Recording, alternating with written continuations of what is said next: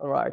So welcome to Tome, CMO at Kima Network. We'll be discussing their, inno- their innovative project and upcoming idea on Polkastarter. We'll be exploring unique features of Kima, their product, future plans, team, community, and much more. You as a guest would have 60 seconds, more or less, to answer the questions. And here we go. So before we begin, please introduce yourself and tell us about your role at Kima Network. Thank you. And again, thanks for having me and Kima over. Delighted to have you. Thank you. I'm Tomer, CMO, and also half hat of a CBDO of Kima Network. Started as an investor angel of the project, joined the team, leading everything related to market strategy, marketing, business development, Web3 partnerships, etc. Coming from 25 years of digital marketing experience, 12 years an angel investor, had 5 startups of my own, 3 destroyed me financially, 2 successful exits afterwards.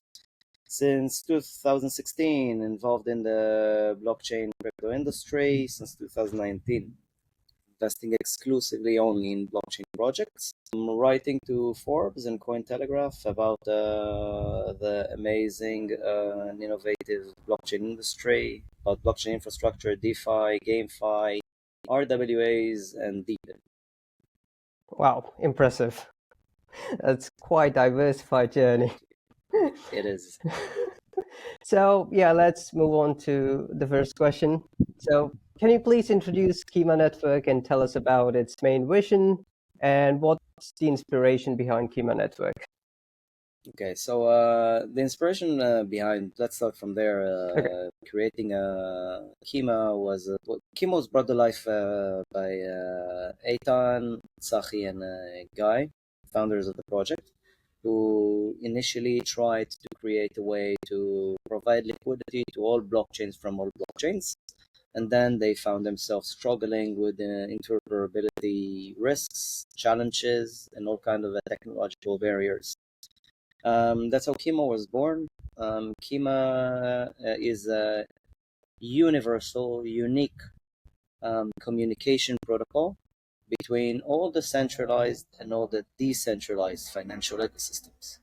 Kima is able to provide the communication channel for every blockchain to speak to every blockchain and to every bank, financial application, or even social application, or whatever you may think of creating to communicate with each other. It's you can see it as like a bridgeless bridging of assets. We are using no smart contracts. We're using no oracles.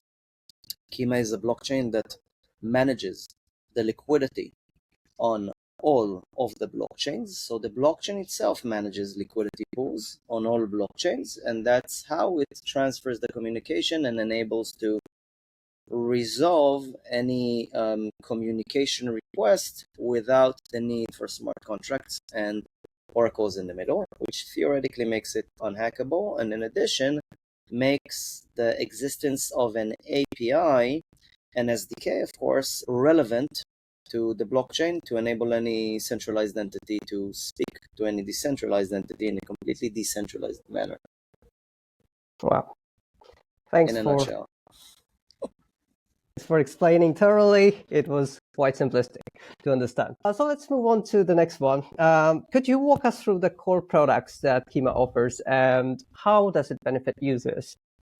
So Kima's products is basically the main app chain, the blockchain itself, an application blockchain that enables every dApp and every app, to communicate with each other. This is our main product, the Kima network itself. You can look at Kima as like the HTTPS of all blockchains and financial ecosystems. We are enabling the seamless communication, hence enabling any protocol on Solana to communicate with Bitcoin network, for example, to lock BTC, to provide lending in USDC or SOL on Solana, and enabling Ethereum to utilize the amazing capabilities of Solana in order to save transaction costs and time to finality for users on the Ethereum dApp. by utilizing everything through the Kima network. Imagine that Kima is like the fiber optics, huge pipes that are running underneath the oceans, and connecting all our continents. And that's how we're able to have, internet in the speed of light. No one knows who's the company who owns these huge pipes and the fiber optics, underneath the ocean. We're all paying to our internet service provider for internet. We don't care who they are, and we don't know, but we're all paying them and using them. That's Kima's main product.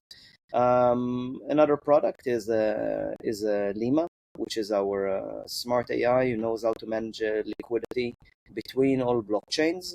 So if one blockchain has more demand for liquidity than another, then what Lima does is basically trying to rebalance the movement of the assets by incentivizing the providers, exactly like Uber does with drivers.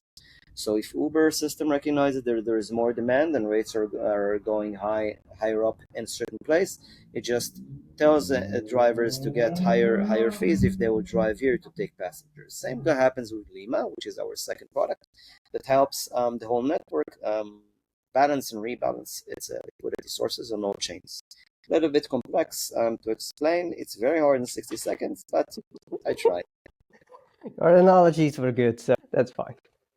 So yeah, for a successful project, as we all know, a strong team is necessary. So could you tell us more about the team behind Kima and their experience? We'll be happy to. Let's start from Eitan, our co-founder and CEO. Eitan was one of the first founders of Aggies project, which was the first cold wallet project in the world. 17, if I'm not mistaken. Managed in HP, in BMC, ran accelerators on his own, and comes from the bush. So has been here since very early days, almost since the Satoshi Nakamoto era.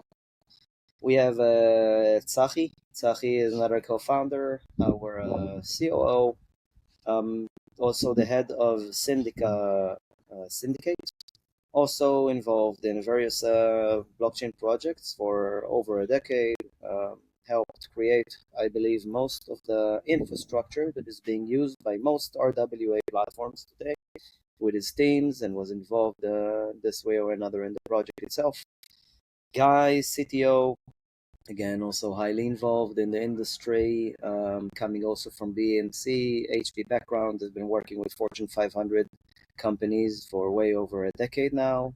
We have Well, who is our head of R&D, ex-MIT, also been working on Web3 blockchain solutions there, and was a leader there in various blockchain centralized groups, and helped and took part of building most of the solutions that have been tested and some used by banks in the realms of blockchain and decentralization for over a few years.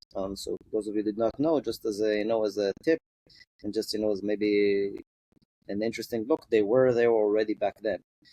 Then we have Brian. Brian, ex Binance Latin America manager, which is equivalent to Latam, Binance CEO, back then.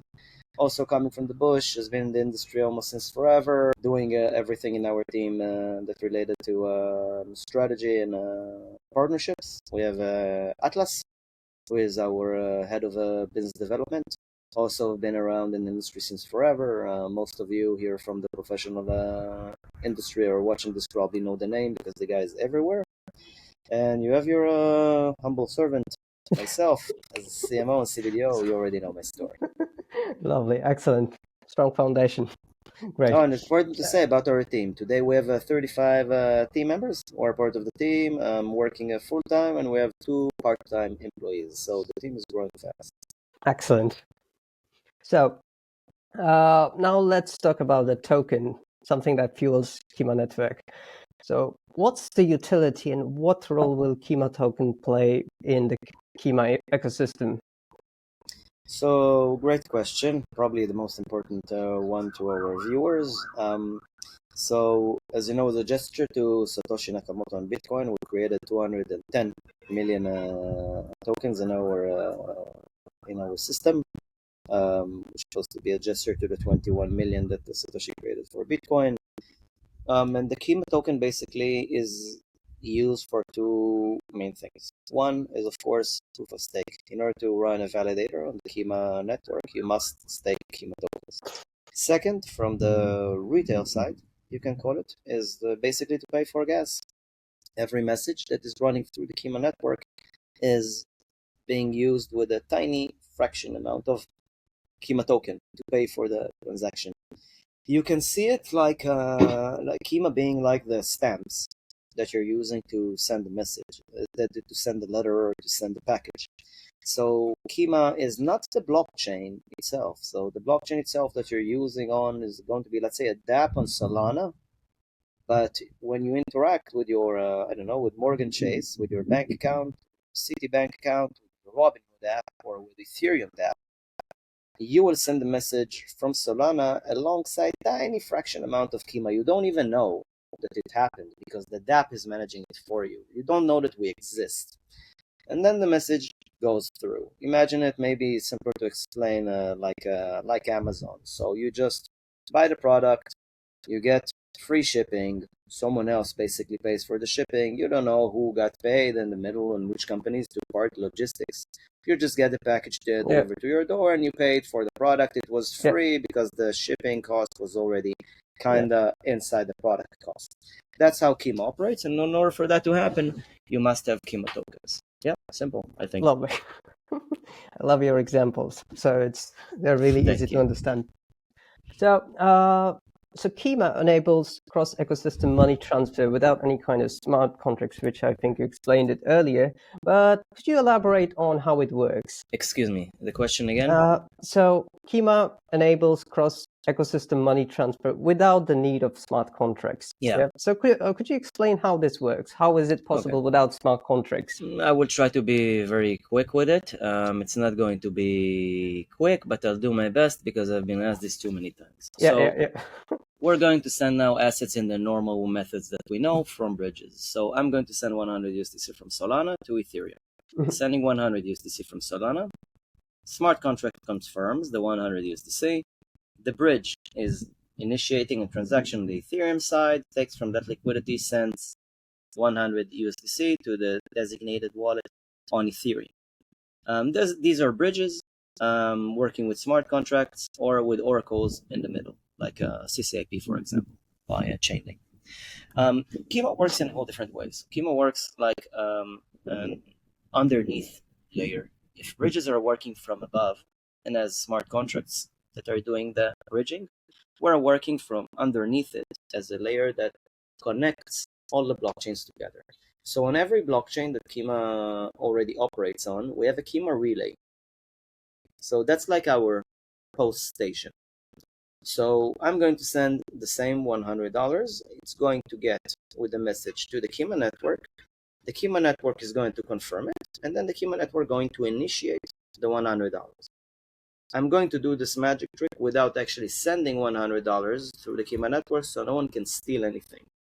Problem with bridges in the previous example is if I'm finding a way to trick that side or to trick that side that something happened, but it didn't, with an exploit to the smart contract, which is basically a software.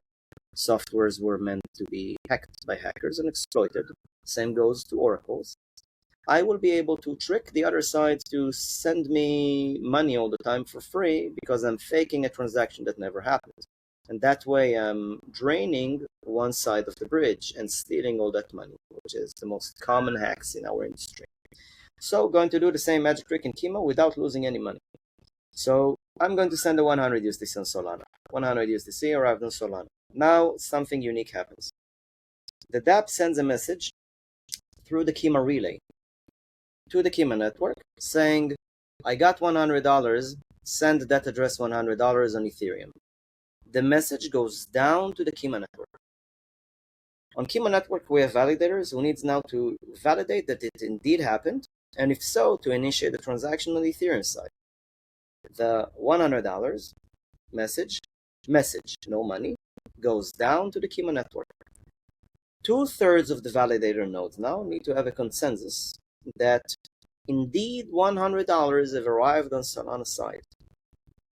when they actually physically see that $100 have arrived and are indeed there with the exact transaction, at the exact time, from the exact address, and that it already happened and there, each of them is releasing a shard stored on its CPU core, decrypting, and the network itself forms the private key required for an MPC wallet transaction on the Ethereum side. So the Kima network is the one signing the transaction and sending the money from the Ethereum pool through the Kima relay on Ethereum to your wallet.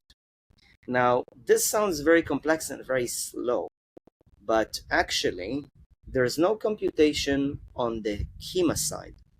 So the Kima thingy happened at the speed of light, exactly like this video call. There's no latency, there's no computation process being made. So the only latency was on the Solana side to resolve the initial transaction, and then on the Ethereum side to resolve the transaction and send it to 100 USDC. This thing theoretically unhackable in a few layers. One, we did not send any money, remember? We send the message. So you have nothing to steal if you hack it. Second, when we went down to the Kima network, 2/3 of the validator nodes needed to have consensus that they physically see that the money arrived. You need to find a way to blind or trick 2/3 of the validators that something happened on a network. Basically to hack the Solana network in order for this to happen. Then another theoretically unhackable process happened. We released the shard stored on the CPU core of each validator node. The CPU core is the most, it's like the safest and most secure piece of hardware today, probably known to men. So we're storing that shard on the CPU core. Then we're decrypting each shard, each releasing its shard, forming the private key, again, theoretically unhackable, and sending the money on the Ethereum side, signing the transaction on the MPC vault. Theoretically, each step is unhackable. And of course, all of this needs to be done in less than a few seconds, if you were able to hack everything in less than a few seconds for the transaction to actually reach its time to live. This is our unique solution. Now, because we have no smart contracts, we are basically technologically agnostic. We don't care which technology you're using, and we don't care what kind of an asset class you're using, because we're a messaging protocol. So you can build with whatever you want, and you can invent whatever technology you want. Kima will always be relevant. Exactly like HTTPS. It doesn't matter if you're storing on Amazon AWS, on Microsoft Azure, you're using your own servers. It doesn't matter. It knows how to parse and where to send you to and how to make the communication happen. So because of this uniqueness, we're able to provide, of course, SDK for dApp builders and an API to centralized applications to communicate through the Kima Network API with any blockchain they want that is connected to the blockchain, to the Kima Network, and to the blockchain to communicate through that API with any centralized entity that they want.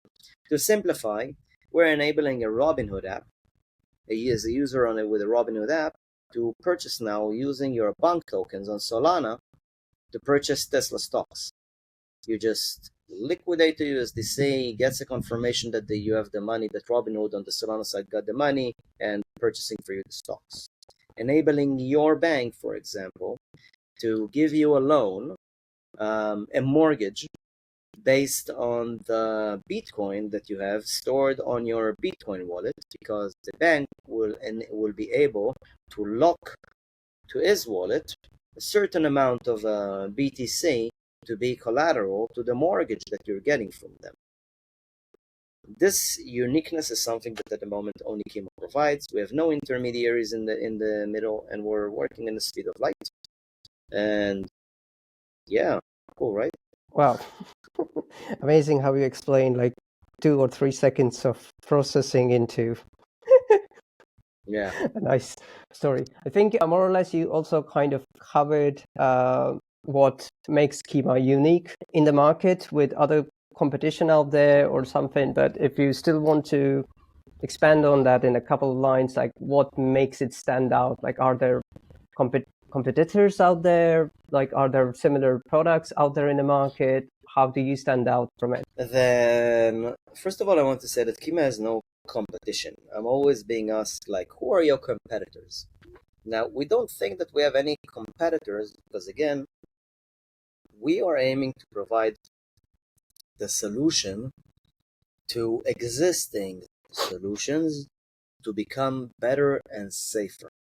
So remember the day when before smartphones we had Nokia Symbian, we had Windows Pocket PC, we had Palm devices, we had BlackBerry devices, and all of these at the end of the day were great if you were an experienced nerd user like me, and you knew how to operate them. And then one company came with a device called an iPhone, and a few months later another company called Google came with an operating system called Android. Now, Android did not replace the phone manufacturers. Android did not pose a threat for the phone manufacturers. On the contrary. So Android solved many problems that these manufacturers had with providing their amazing technological gadgets to every simple person on the street. It just simplified and accelerated the adaptation of smartphones among humans. It made it more accessible to everyone, and it made it more simple and humanized experience that was familiar to most. If I would ask you, my friend, now to try and bridge $20,000 from Solana to Ethereum as a simple user, 99% that the simple users are going to struggle. They will not understand what's going to happen. I'm sending the money, where I'm sending the money, who owns the money, who's managing it, how will I get it, how do I know that I'm really going to get my money, is there a risk, do I need to provide gas here, do I need to provide gas there? It's very risky. It's more for the expert DeFi users, all of this bridging magic. So Kima is just the Android for all interoperability solutions.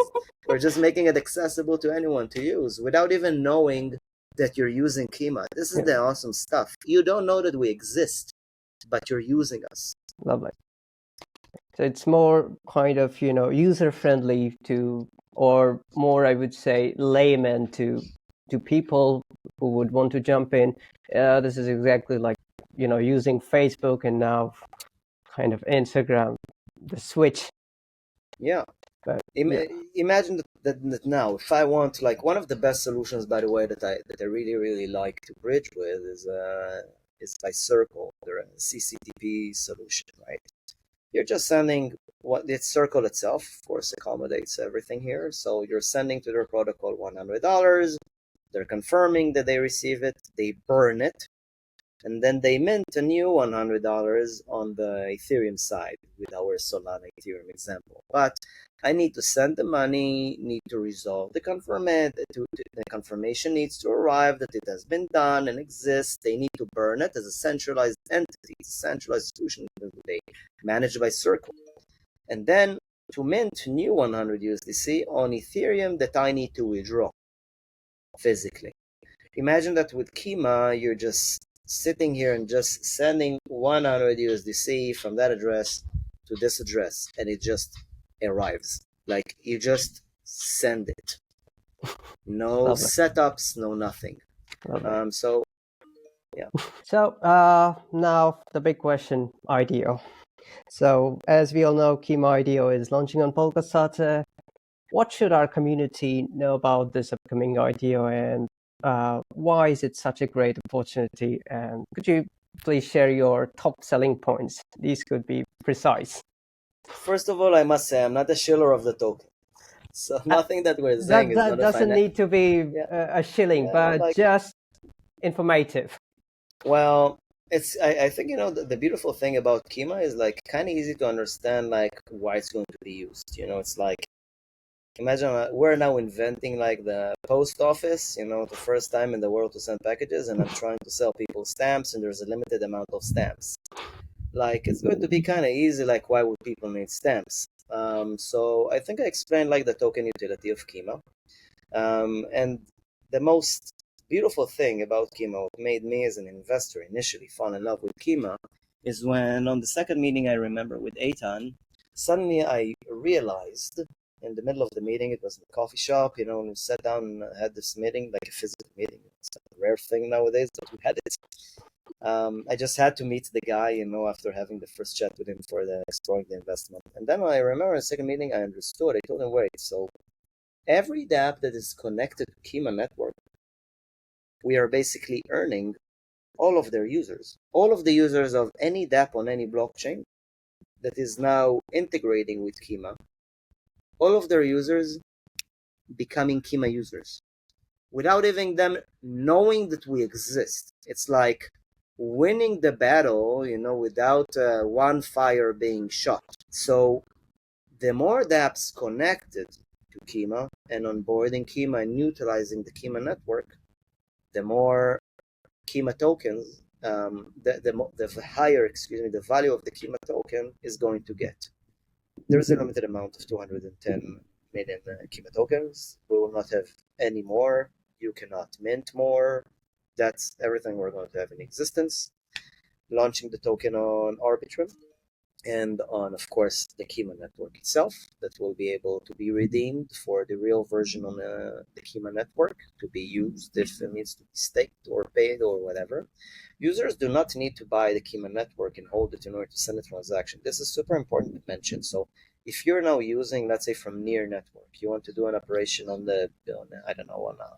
Arbitrum, then on the Near side, you're just sending Near. Like, you don't even know that we exist. What the dApp will do is the dApp takes a fraction of the gas cost, will swap it to Kima while sending the message, and Kima got its fees.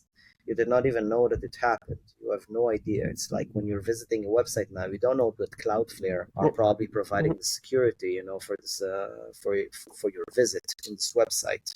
You just know that you're good to go and you can pay in this e-commerce website. Same, but of course, Cloudflare got paid for the service behind the scenes. Same thing happens with Kima. So why Kima will be needed? More dApps, more tokens are needed. At the moment, I can share that at our pipeline, we have 234 projects in the pipeline, 40 are in integration process as we speak, and 3 have already successfully integrated, and we're going to launch hopefully on mainnet successfully. Excellent. That's great. So, talking of IDO, the TG has been postponed, and could you explain why this decision was made? How does it benefit the project, and as well as protect the community at the same time? Great, I would love to explain. So, Kima is a project that have been built by, old people, like OGs, in the industry, like team that presented. We've been to many battles and lived tail to tail. We're coming from Web 1, to those of you who do not believe that it existed. So we're like dinosaurs. We remember how it is, to open our first startups, how to make them fail, how to sell them then with mergers and acquisitions, IPOs. We managed funds, VCs, and we're coming over also, some of us as angels. And we know that there is one hyper important thing in the decentralized blockchain industry. This is your reputation. Now, we created a revolutionary technology, 3 patents. We have 3 professors working hands-on on the technology with us. Each of them is in different part of the world, running a blockchain research institution in its university. So, very serious project in the technological realm. We're working with 3 governments already behind the scenes to provide the crypto payment rails for their CBDC. In the future, test just finished with the Israeli government for the Israeli CBDC, Project Shaked. We've done it with PayPal, with Brinks, Coty, few other cool names. Been very successful, and Kima is not a project that can launch just in order to launch and rush to raise some funds from retail and dump as much as we can, grab as much as we can back home, and basically hope for the best with the rest of the project. The reputation of the project is hyper important, and if we want the community to accept us with open arms and to start using the technology for interoperability usage, we know that we need to make great performance also for our investors, for our retail investors, to our partners, dApps that are integrating with us, because I've never seen a dApp that wants to launch or to integrate with a failing project. Now, it can be an awesome project with the most amazing technology, but then they go to CoinMarketCap and CoinGecko and they see that the token is crashing since the day it launched. I assume that probably most investors will not want to integrate with it. We can agree on the way that the decision was made, if it's a smart way to make decisions or not, but unfortunately, this is how this industry operates. So we were already supposed to launch somewhere around April, and then the market went into correction mode. We had basically like kind of a short bull run when we all got very excited. Projects after almost 2 years in a bear all rushed to launch. We can have a long discussion now from a different angle of why I think that the retail suffered from previous launches. Hint, most of it is due to greed, driven by the biggest players in this industry, not mentioning any names and not even the sectors they operate on. But basically, the retail was used to provide liquidity for an exit for many of these entities. And that hurt the retail's trust. It brought us all to the situation where we're at now in this turbulent market that has very low volumes, justified fear coming from the retail investors about almost every launch. And we saw that the market is trying to raise its head, but again, going into this turbulent mode very, very quickly, because many used also every opportunity they got to provide themselves with exit points to try and liquidate assets. So we decided to postpone for the second time, even though we had like the date already closed with most of the exchanges. I assume that everybody knows the 10th of the 10th was supposed to be our launch date. 10 out of 10. I chose the date. It was kind of cool to launch then, but market was doing its thing and we postponed. At the moment, we're aiming to the end of October, beginning of November, but who knows? We're all praying for the gods of the markets to be kind to us and to accept us. So yeah, that's the main reason.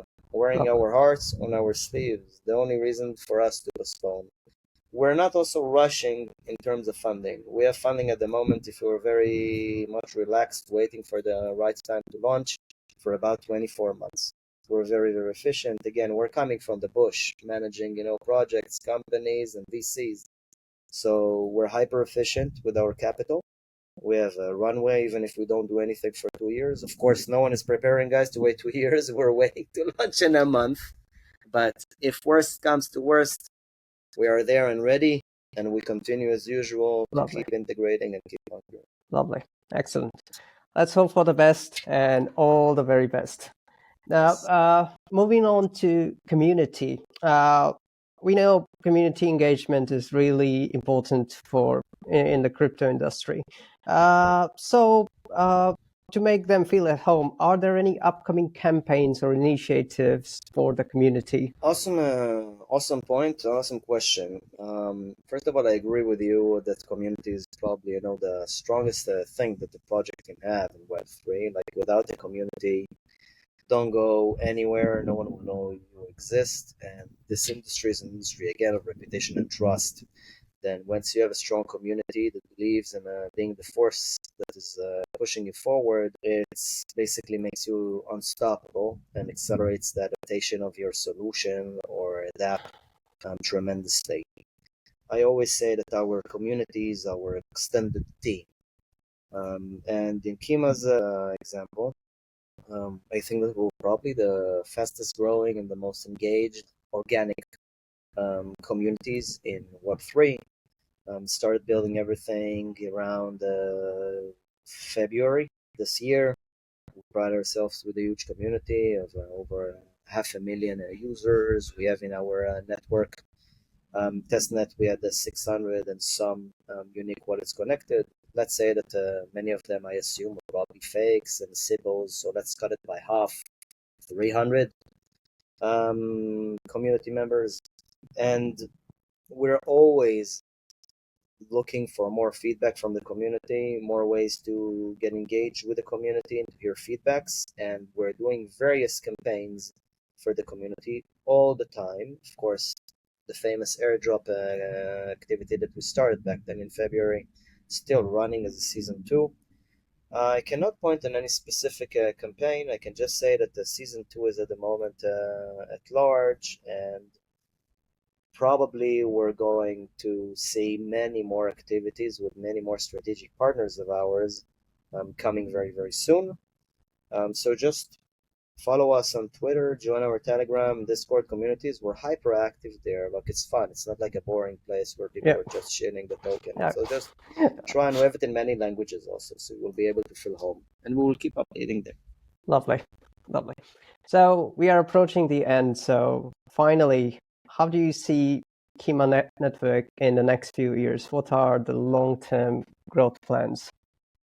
So I don't know how Kima will look like a few years from now, coming from already an old guy, as you guys can see, that's been around.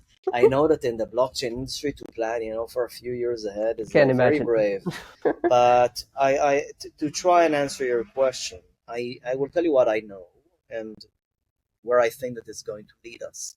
At the moment, we're the only solution on Earth that enables, without any smart contracts or any oracles, an integration between all the centralized world and the decentralized world. To simplify it, and to another example, with all of the RWA hype, everybody are running to open RWA projects. No one is asking who is going to actually facilitate the deals, like how the money is going to work from, I don't know, from holding a title to a land in the UK to actually liquidating it, on a Solana or on near Ethereum, or paying for it in BTC. Who is going to do this? How is it going to be resolved? No one is asking. And many projects are just being projects, which are basically marketplaces, providing the intermediaries for facilitating the deal.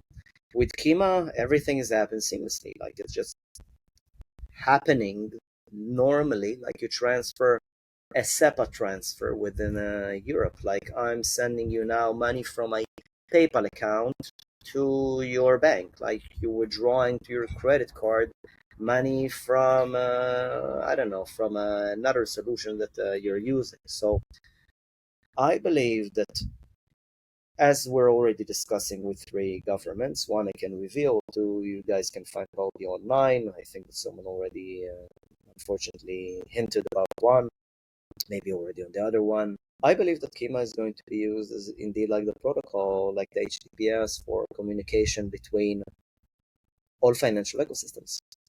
So where do I see it? I see it, first of all, like enabling the actual onboarding.